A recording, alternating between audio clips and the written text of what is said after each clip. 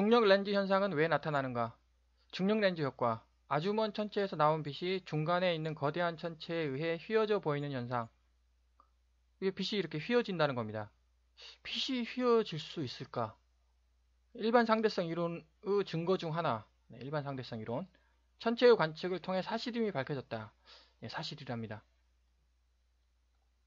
은하단이나 블랙홀 같은 거대한 물체로부터 오는 중력은 시공간을 휘게 만들고, 시공간을 이렇게 이제 휘게 만들고, 빛의 경로마저 휘게 만든다.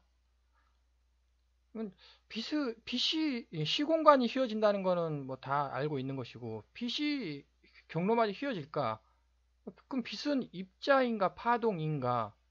의문이 존재를 하게 됩니다.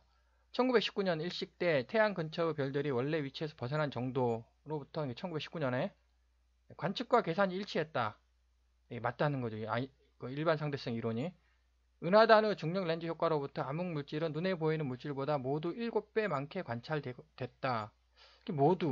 모두라는 건 아마 대부분 7배. 또 신기하게 또 7배. 암흑 물질이 존재할 수밖에 없다라는 이제 강력한 증거가 이제 중력 렌즈 효과입니다. 굴절각은 이제 다음과 같이 이렇게 쓰고, 여기서 G가 중요한 거죠. G. 중력 상수 아니겠습니까, 이게? 중력이라는 거죠.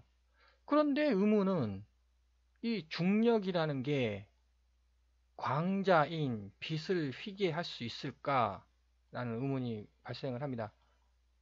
빛은 입자인가 파동인가? 빛이 입자라고 한다면, 입자라고 해보죠. 입자라고 한다면 입자가 이렇게 오면서 뭔가 휘어질 것 같습니다. 이렇게. 근데 파동이라고 한다면 이게 파동이거든요, 이게. 이 파동이 이렇게 휘냐? 왜냐면 공간 그 좌표축이라는 게 좌표축은 이렇게 된 거 아닙니까? 이렇게. 이게 좌표축이 휜 거죠. 좌표축이 휘었다, 공간이 휘었다. 그렇다면 그 파동은 좌표축을 따라서 그대로 가야 되는 거 아닌가?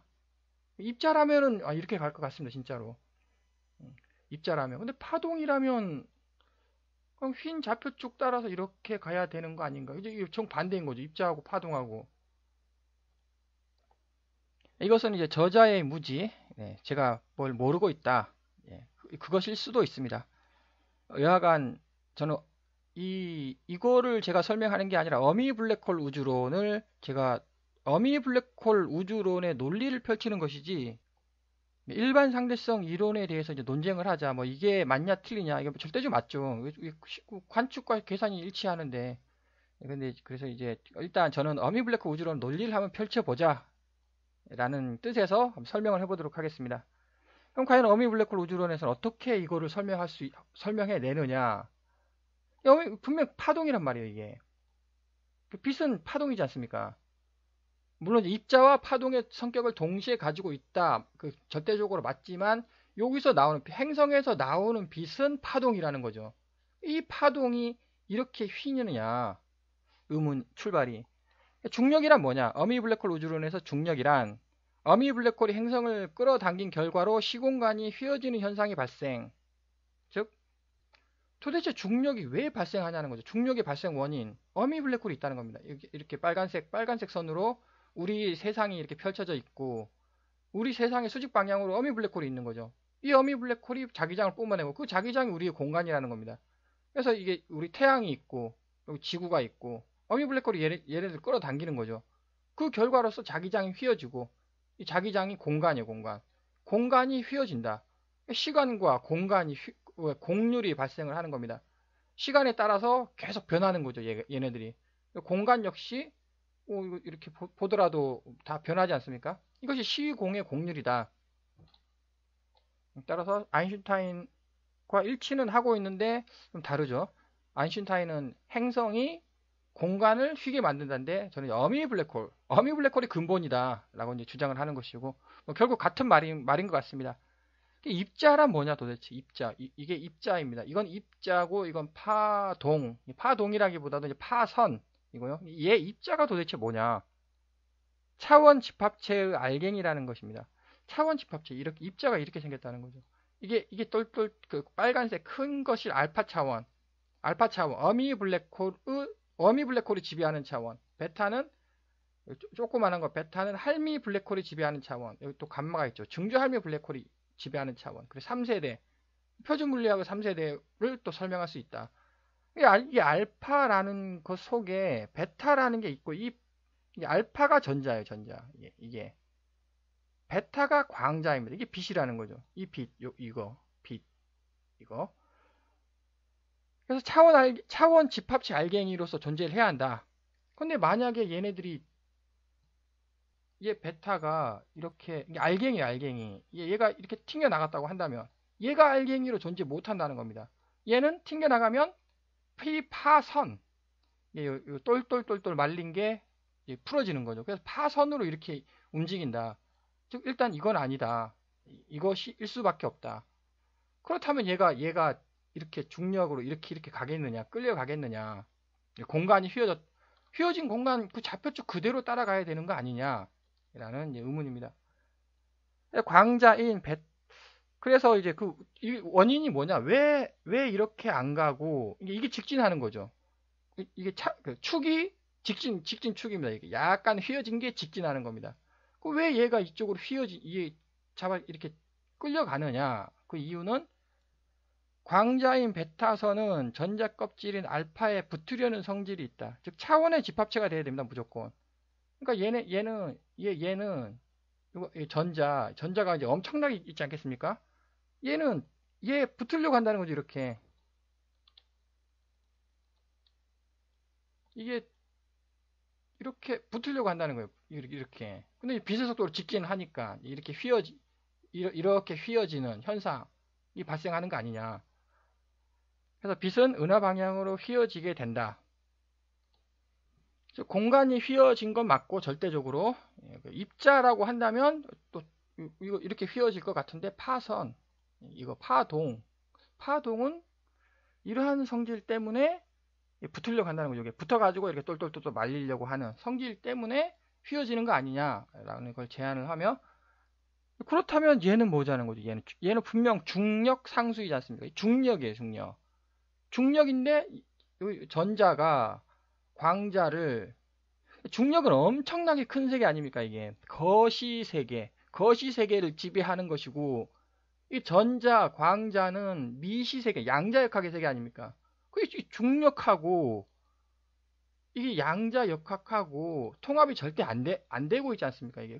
근데 이게 왜 어떻게 이 공식을 유도할 수 있느냐 설명을 하자면, 우선 중력상수 G, 이거 어미 블랙홀이 물질을 끌어당기는 힘이고, 즉 절대 중력 상수라고 제가 이름을 붙이도록 하겠습니다.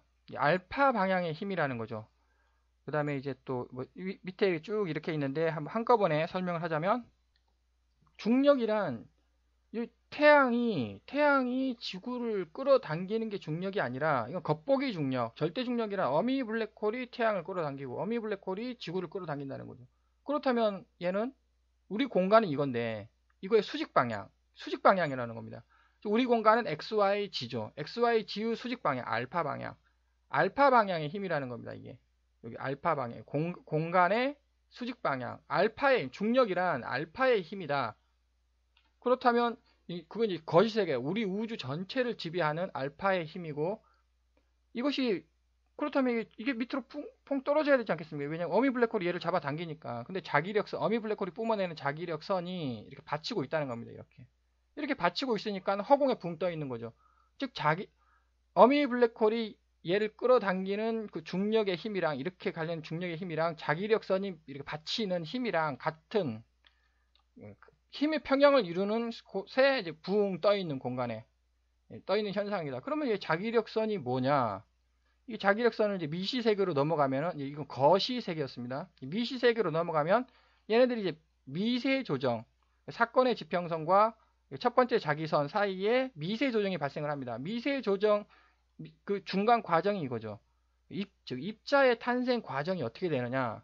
이게 4차원 물질이 있다는 거예요. 4차원 세계의 물질이 있고, 또 4차원 세계의 물질에서 얘네들이 침투를 해 들어오는 거죠.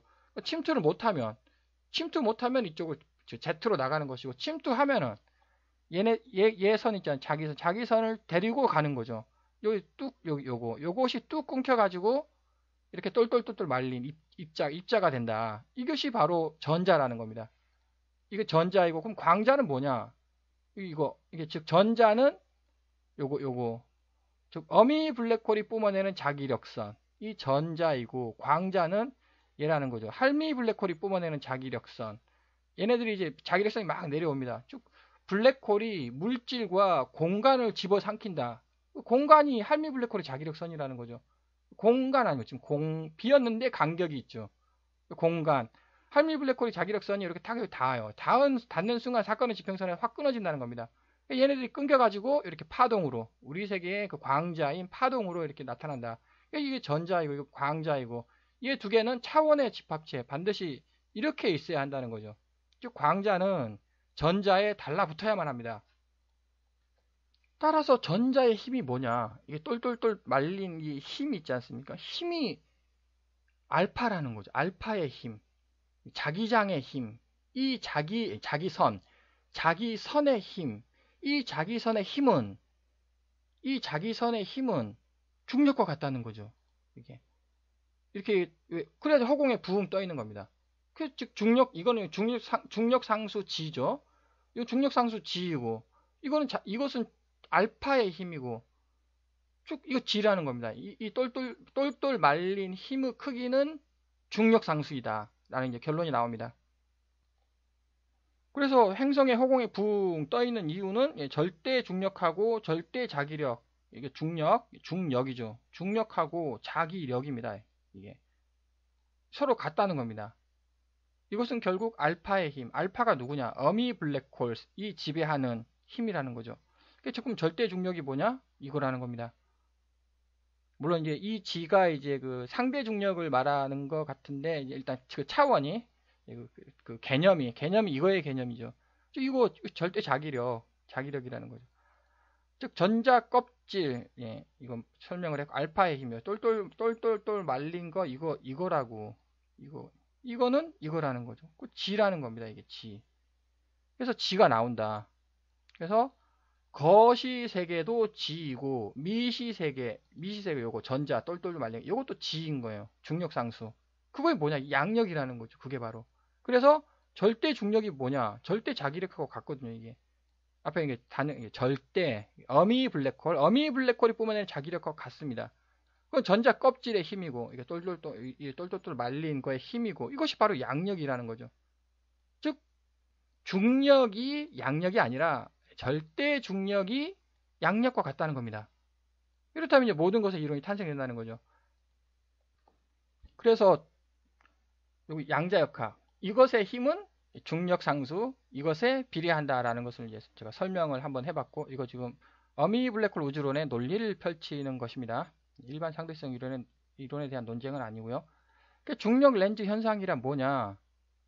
전자가 광자를 G의 힘으로 끌어당기기 때문.